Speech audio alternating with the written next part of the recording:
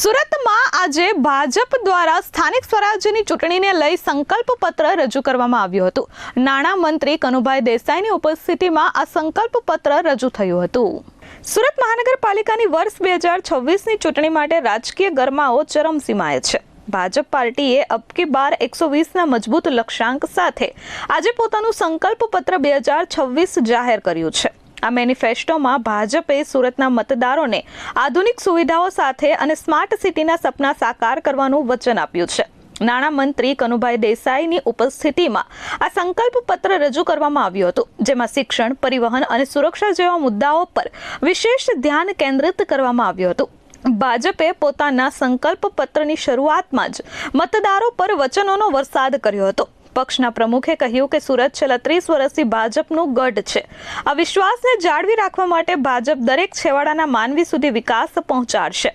સંકલ્પ પત્રમાં વચન આપવામાં આવ્યું છે કે સુરતને માત્ર ગ્રીન સિટી જ નહીં, પરંતુ ટેકનોલોજીની દ્રષ્ટિએ પણ દેશનું અગ્રેસર શહેર બનાવવામાં ભાજપ ખૂબ જ કામગીરી કરશે।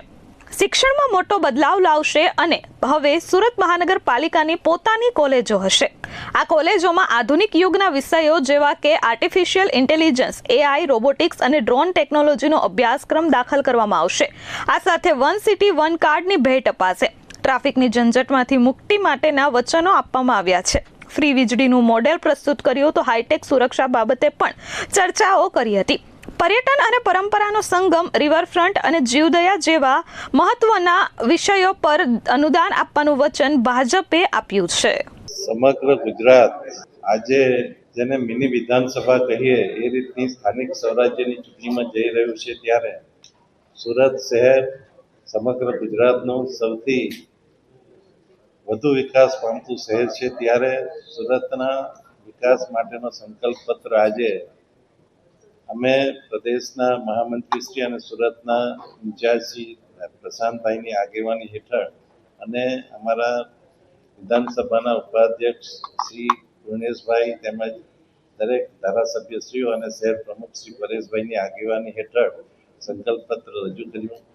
આમ જોઈએ તો સુરતમાં દરેકે દરેક પાણી, ડ્રેનેજ, પર્યાવરણ, ટ્રાન્સપોર્ટેશન, આરોગ્ય, શિક્ષણ, આ દરેકે દરેક પ્રવૃત્તિઓને ઘણી સુંદર રીતે આયોજન કરવામાં આવ્યું છે, એનો અમલ કરવામાં આવ્યો છે। પરંતુ જેમ જેમ સમય જાય છે તેમ તેમ સરકાર, કેન્દ્ર સરકાર અને ગુજરાત સરકાર દ્વારા સૌથી વધુ રોકાણ કે પ્રોજેક્ટ્સો સુરતને મળી રહ્યા છે। એમાં ખાસ કરીને આપણે જોઈએ તો PM મિત્ર પાર્ક હોય કે 1000 બેડની કામરેજ ખાતે શરૂ થનારી હોસ્પિટલ હોય, 1500 કરોડની હોસ્પિટલ આવી રહી છે અને SCR એટલે સ્પેશિયલ ઇકોનોમિક રિજનમાં ભારતના 4 શહેરોનો સમાવેશ કરવામાં આવ્યો છે, તેમાં આપણા સુરતનો સમાવેશ કરવામાં આવ્યો છે અને એના લીધે સુરતને રોજગારીની સાથે સાથે આર્થિક વિકાસ અને ઇન્ફ્રાસ્ટ્રક્ચરનો પણ વિકાસ થશે। અને 2030ની કોમનવેલ્થ ગેમ છે, એ ગેમના ઘણા બધા સ્પોર્ટ્સ સુરતમાં થવાના છે। એ માટે સ્પોર્ટ્સ ઇન્ફ્રાસ્ટ્રક્ચરમાં પણ સુરત આખા ગુજરાતમાં સૌથી આગળ રહેશે અને એ માટેની પણ આ આપણા સંકલ્પ પત્રમાં વ્યવસ્થા કરવામાં આવી છે। ખાસ કરીને ગુજરાતમાં સુરત વીર નર્મદની ભૂમિ કહેવાય છે, તેમજ 84 બંદરના વાવટા અહીંયા ફરકતા હતા। એ રીતે સુરતે પોતાની આગવી વેપાર પ્રવૃત્તિઓ જાળવી રાખી છે અને એમાં માનનીય મુખ્યમંત્રી શ્રી ભૂપેન્દ્રભાઈ પટેલની આગેવાની હેઠળ અને માનનીય પ્રદેશ અધ્યક્ષ શ્રી જગદીશભાઈ વિશ્વકર્મા અને માનનીય નાયબ મુખ્યમંત્રી શ્રી હર્ષભાઈ સંઘવીની આગેવાની હેઠળ ગુજરાત આ ચૂંટણીમાં ભવ્યથી ભવ્ય વિજય મેળવવા જઈ રહી છે અને વિકાસના દરેક કામો અને લોકોનો હેપીનેસ ઇન્ડેક્સ સૌથી વધુ થાય એ માટેના પ્રયત્નો આ સંકલ્પ પત્રમાં જાહેર કરવામાં આવ્યા છે। Thank you. Bureau report S24 news, Surat.